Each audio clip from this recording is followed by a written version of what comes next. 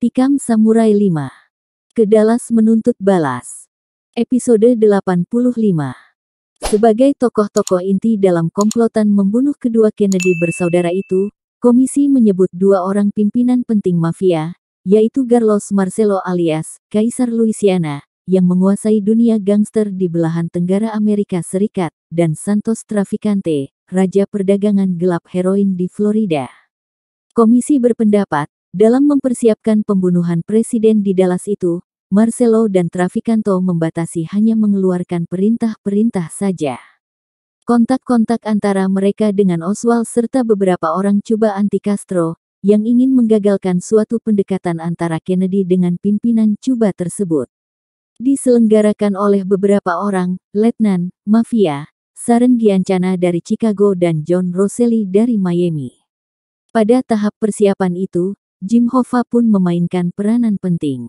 Hoffa adalah seorang tokoh menonjol dalam dunia kejahatan dan menjadi presiden suatu sindikat yang paling berkuasa di Amerika Serikat, yaitu sindikat supir pengangkut barang. Hoffa memang tengah terlibat dalam suatu peperangan yang sia-sia melawan Jaksa Agung Amerika Serikat, Robert Kennedy, yang sudah hampir berhasil melemparkannya ke penjara. Agen-agen penghubung Hoffa ini mempunyai seorang pembantu di Dallas, namanya Jack Ruby. Komisi menganggap Ruby sebagai salah satu tokoh sentral dalam komplotan tersebut. Pembunuh ini telah menerima perintah untuk menembak mati Oswald. Oswald harus ditembak mati ketika dibawa dari penjara bawah tanah Dallas. Tugas ini berhasil dengan baik, berkat kerja sama dengan beberapa anggota polisi Dallas. Jauh sebelum peristiwa itu, tepatnya pada tanggal 4 April tahun 1961, seorang lelaki berperawakan kecil, dengan rambut agak beruban sedikit di pelipis kiri dan kanan, sedang melangkah menuju kantornya di New Orleans. Pada jarak tertentu berjalan para tukang pukulnya, mengawasi bos ini dengan seksama, menjaganya dari berbagai kemungkinan yang tak diingini.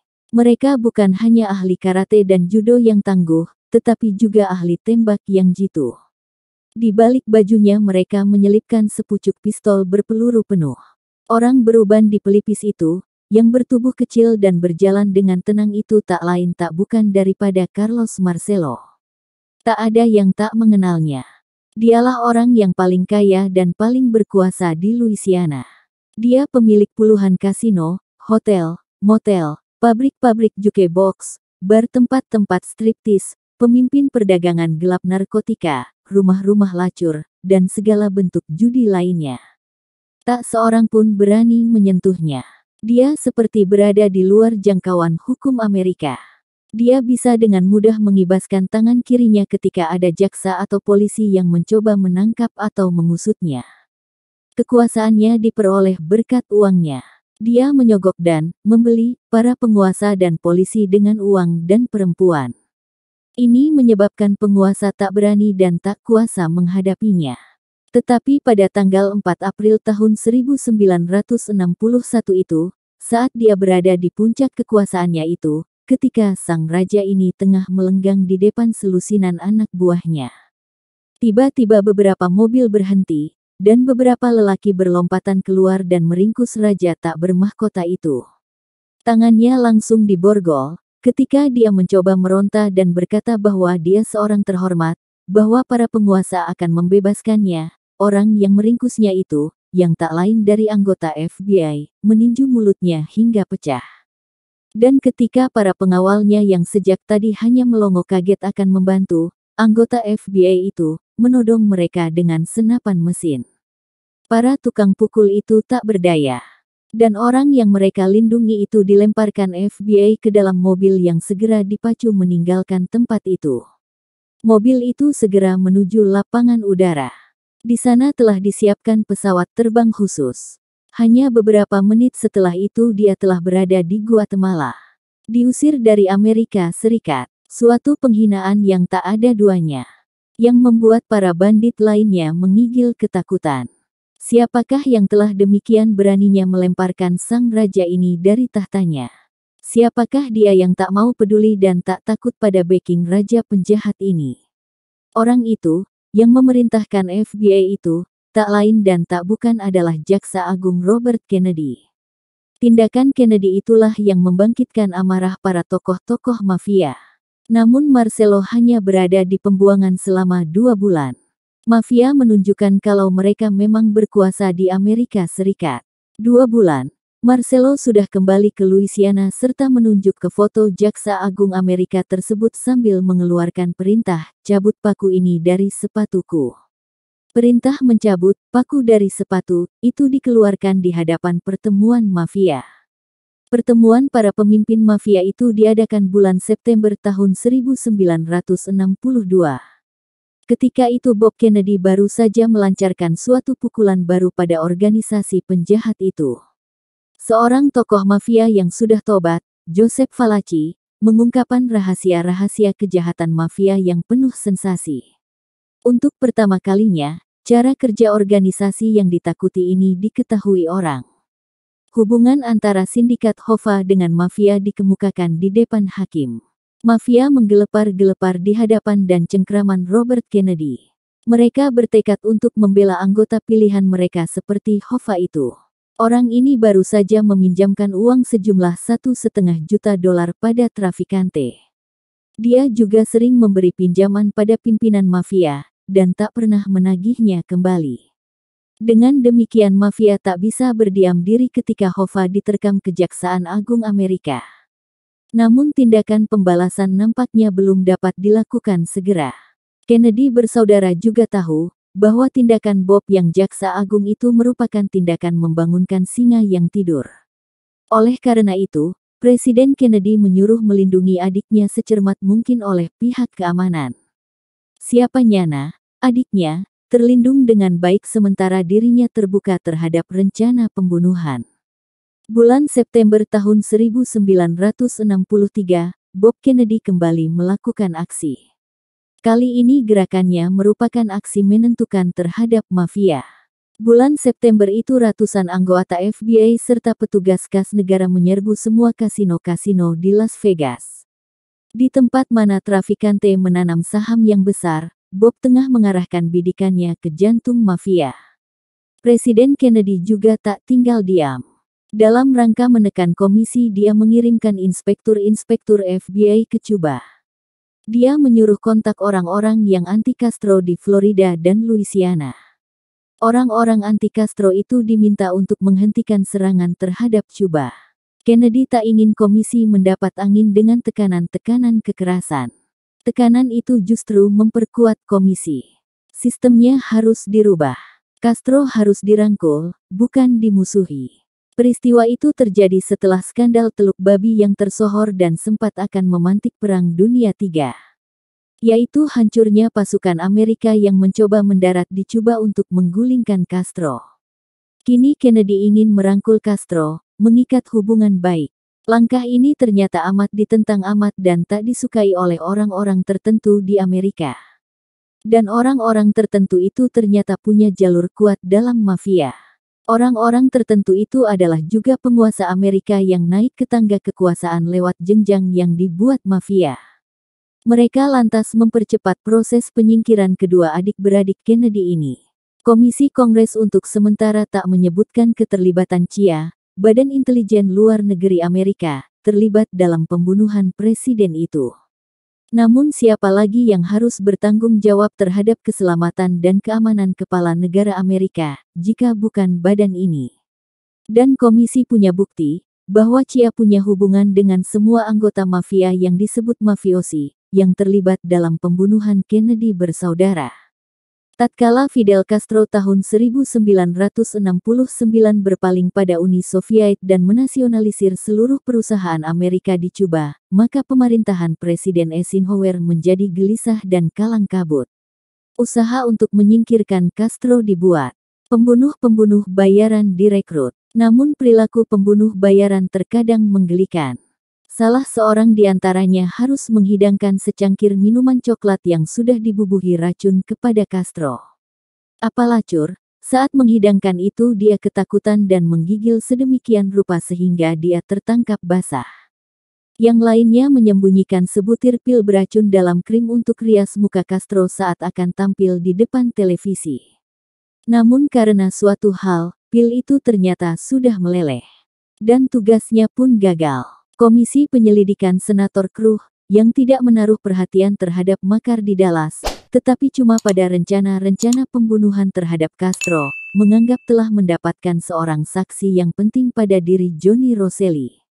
Dia ini diancam dengan ancaman dengan pengusiran dari Amerika Serikat apabila tak bersedia jadi saksi. Rosselli berumur 70 tahun dan tak ingin sampai diusir dari Amerika. Namun dia pun sudah tahu, memberikan kesaksian sama artinya dengan bunuh diri. Komisi menjanjikan identitas baru, tempat persembunyian yang baik dan uang $100.000 padanya. Rosselli setuju, namun dia hanya mengungkapkan sebagian saja dari masalah yang amat rahasia itu. Yaitu bagaimana dia dihubungi Chia untuk menyingkirkan Castro. Pada tanggal 8 Agustus mayat Rosselli terdampar di pantai di Teluk Miami. 8 hari sebelum itu, pada tanggal 30 Juli tokoh penghubung lainnya antara mafia dan Chia, Jimmy Hovnanian, telah hilang dari rumahnya di Detroit. Mayatnya tak pernah diketemukan. Senator Cruz mengira masih ada cara lain, yakni melalui Ciancana. Setelah terjadi makar di Dallas terhadap Presiden Kennedy, Ciancana lari ke Meksiko. Di sana dia memakai nama palsu dan tinggal di sebuah rumah mewah yang mirip sebuah puri dekat Cuernavaca. Senator Chuck yang mengepalai komisi Kongres itu menyuruh menculik orang ini untuk mencari jejak pembunuh Kennedy. Dengan perintah Kongres dengan wewenang yang luar biasa itu, suatu hari FBI dibantu polisi-polisi Meksiko mengepung puri Ciancana di Mexico City. Bandit kelas 1 ini tak menyadari bahwa jejak pelariannya telah dicium hamba hukum. Dia tengah tidur telanjang bulat berpelukan dengan gadis Meksiko yang panas, yang berusia belasan tahun, ketika FBI dan polisi Meksiko mendobrak pintu kamarnya. Dia diseret ke mobil, dan masih dalam memprotes keras, dibawa ke pesawat, diterbangkan langsung ke Amerika Serikat. Dia langsung dihadapkan ke depan sebuah juri yang mengintimidasi dirinya. Pria berumur 67 tahun ini diancam akan dijebloskan ke penjara sampai akhir hayatnya. Kemudian Senator Cruz menawarkan pembebasan padanya dengan identitas baru dan uang $100.000. Orang berharap akan banyak diperoleh keterangan tentang pembunuhan Kennedy dari mulut penjahat ini. Namun keadaan ternyata sama saja, dengan Hova dan Rosselli. Dia tak punya kesempatan banyak untuk bicara. 5 hari sebelum dia tampil bercerita di depan juri, 5 lelaki yang mengaku dan diakuinya sebagai sahabat dekatnya datang berkunjung. Mereka minum anggur dan bicara hangat dan akrab dalam bahasa Italia, yaitu bahasa asal para bandit itu. Menjelang tengah malam, sahabat-sahabatnya itu pamitan. Hanya seorang yang masih tinggal bersamanya, yaitu sahabatnya yang paling akrab. Untuk sahabatnya ini Ciancana memerlukan membuat makanan khas Italia di dapur. Saat dia berdiri dekat oven, sahabat karibnya itu menembaknya di kepala. Sahabatnya itu merasa belum cukup menembaknya di kepala saja. Dia masih belum merasa belum puas sebelum menembaki tubuh Ciancana yang tak bernyawa itu hingga pistolnya kosong dari peluru. Kini, semua tokoh penghubung antara Chia dan mafia telah mati. Jejak telah dihapus dengan sempurna. Meski mereka yang bersalah dapat ditunjuk, namun sudah terlambat. Hukum di Amerika mengatakan, tanpa saksi, tak seorang pun bisa diseret ke meja peradilan. Alangkah tragisnya, kematian seorang presiden Amerika, negara terkuat dan pelopor demokrasi, pelopor dari negara-negara hukum, tak mampu menyeret pembunuh presidennya ke depan hakim. Itulah keterangan yang dalam laporan dapat dibocorkan. Publikasinya menimbulkan kehebohan di Amerika Serikat. Tapi seperti diketahui, hampir 20 tahun setelah itu, tak ada seorang pun yang diadili sehubungan dengan pembunuhan Presiden Kennedy dan adiknya.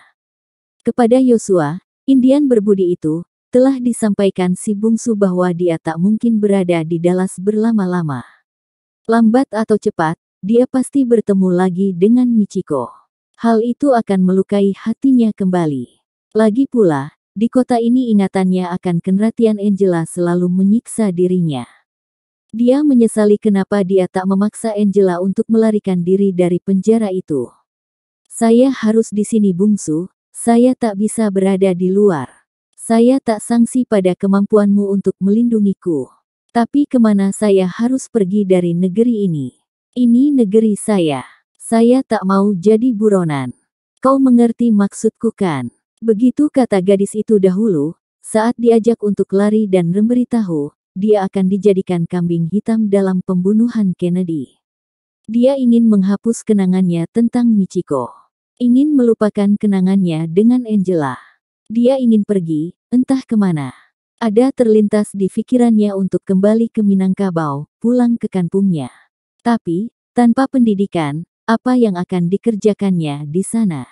Dia punya uang, lalu berniaga. Ah, tak ada bakatnya sedikit pun untuk berniaga. Nampaknya dia dilahirkan bukan untuk itu. Di tengah niatnya meninggalkan Dallas tak terbendung, suatu hari Yosua mengajaknya ke sebuah ranch. Bertemu dengan temannya yang bertempat tinggal di sisi yang lain kota Dallas. Mereka sampai di sebuah rumah di tengah peternakan dan perkebunan jauh di luar kota, lebih megah dari rumah Tonias Mackenzie, suami Michiko. Dia teman saya. Tidak hanya dermawan yang menjadi donatur bagi kami orang Indian, tapi tanah di mana rumah kami sekarang berada, adalah hutan perburuan miliknya. Saya lama menjadi sopir dan ajudannya. Dan suatu hari, hutan seluas 10 hektar itu dia berikan begitu saja pada saya. Dia ingin minta bantuanmu, ujar Yosua. Minta bantuan? Ya, kalau kau bersedia. Bantuan apa? Nanti kita dengar bersama. Kendati dia teman saya dan amat dermawan. Namun kalau engkau tak bisa menolongnya, jangan segan untuk menolak, ujar Yosua. Itu dialog mereka saat akan ke rumah teman Yosua tersebut. Di rumah yang mewah itu, sebelum diperkenalkan, dia melihat betapa akrabnya Yosua dengan lelaki berusia 60-an bernama Alfonso Rogers, warga Amerika blasteran Inggris Spanyol itu. Mereka saling sapa dan saling dekap erat sekali. Ketika giliran dia berjabatan tangan, jabatan lelaki bermata biru itu terasa hangat dan kukuh. Senang bertemu dengan Anda, bungsu. Teman Yosua adalah teman saya. Saya sudah lama mendengar cerita tentang diri Anda dari Yosua. Saya memang meminta agar Yosua mempertemukan Anda dengan saya, ujar lelaki itu. Terima kasih, saya juga senang bertemu dengan Tuan.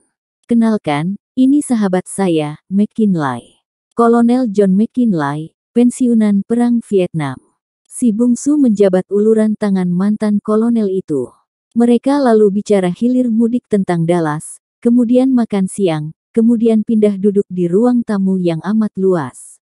Alfonso menceritakan masalah yang merundungnya selama ini. Anak gadisnya yang bernama Rosie Rogers, yang bertugas sebagai perawat di Kesatuan Angkatan Darat, pada tahun 1971 ditugaskan ke Vietnam. Saat kesatuannya sedang bertugas merawat tentara dan penduduk yang terluka di sebuah desa pantai, di Teluk Tonkin, tak jauh dari kota Ha Tin, desa itu diserang Viet Cong. Sejak itu tak ada kabar beritanya. Berbagai pasukan telah berupaya melacak jejak para perawat dan tentara yang hilang di desa itu saat diserang Viet Cong. Namun usaha itu sia-sia, sampai akhirnya dimasukkan ke daftar MIA, Missing in Action, hilang saat bertugas. Dia sudah mengeluarkan uang jutaan dolar, membayar 3 tim pencari jejak untuk mencari anaknya. Namun gadis itu tetap hilang tak berbekas. Saya ingin meminta tolong pada Anda mencari anak saya di belantara Vietnam itu. Saya yakin, dia masih hidup di suatu tempat, ujar Alfonso dengan suara bergetar. Si bungsu menatap lelaki itu. Mengapa harus saya? Saya tak pernah ke Vietnam. Tak mengenal negeri itu sama sekali. Maaf, tapi kami telah mempelajari berkas Tuan yang ada di dokumen rahasia yang dimiliki Amerika. Bermula dari kasus pembunuhan tentara Amerika tak bermoral di Tokyo yang akan memperkosa seorang gadis di Hotel Asakusa. Dokumen itu menceritakan telaah mengapa Tuan sangat mahir mempergunakan samurai. Di usia yang sangat remaja bertahan hidup di dalam belantara Gunung Sago yang amat ganas, sekaligus mempermahir cara mempergunakan samurai. Kendati hutan liar memiliki ciri khas tertentu, namun secara garis besar hutan dimanapun memiliki persamaan. Itulah apa sebab saya ingin meminta bantuan Tuan. Kami juga membaca arsip yang menceritakan betapa Tuan mengalahkan pendeta-pendeta dan Saburo Matsuyama, pimpinan kuil Shimogamo. Lalu pertemuan Tuan dengan Zatoichi. Si bungsu tertegun. Begitu detailnya arsip tentang dirinya yang dimiliki Amerika.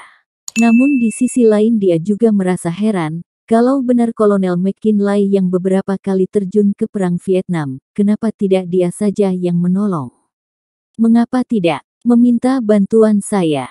Potong McKinley yang sejak tadi hanya mendengarkan dengan diam. Ya, karena pernah berperang di sana Tuan tentu amat mengenal belantara Vietnam.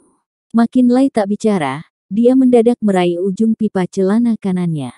Mengangkatnya ke atas sampai ke batas lutut. Dan si bungsu melihat bahwa kaki kanan mantan kolonel itu adalah kaki palsu.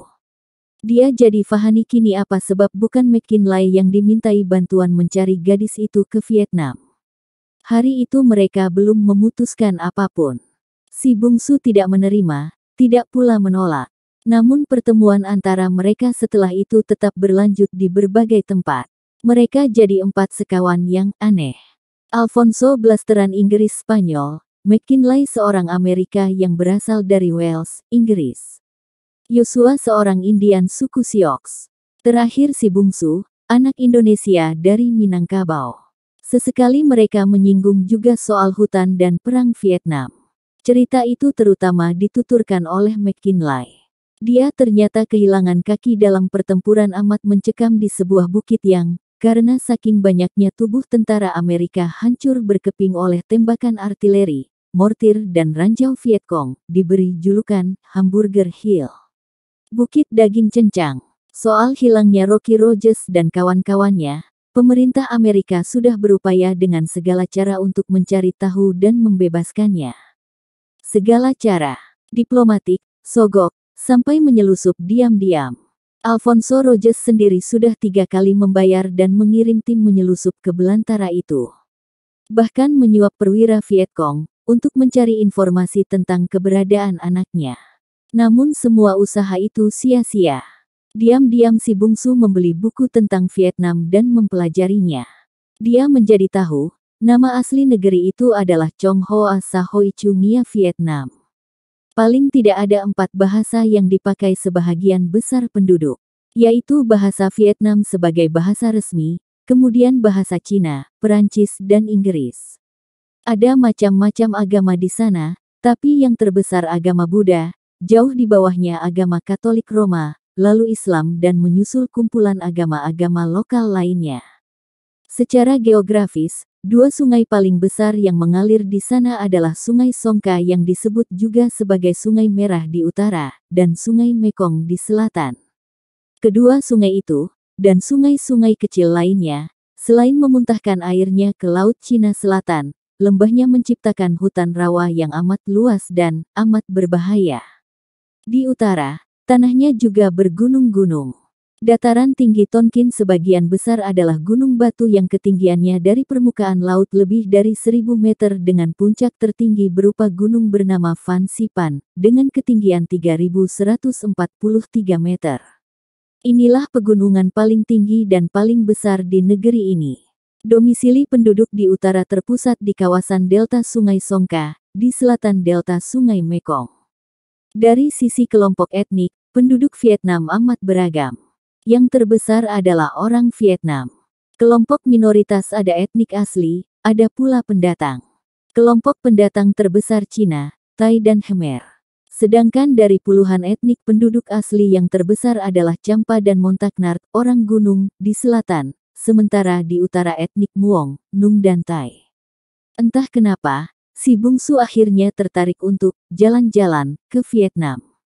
Dia sama sekali tidak berpretensi akan mampu menaklukkan keganasan belantara negeri itu, atau akan mampu melawan Vietcong dan membebaskan Rocky Rogers.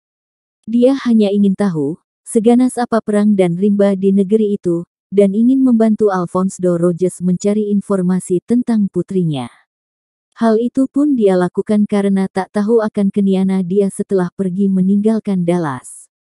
Hidupnya kini seperti layang-layang putus. Kalaupun dia hilang atau mati di belantara ganas itu, atau dimanapun, tak seorang pun yang akan merasa kehilangan. Tak seorang pun.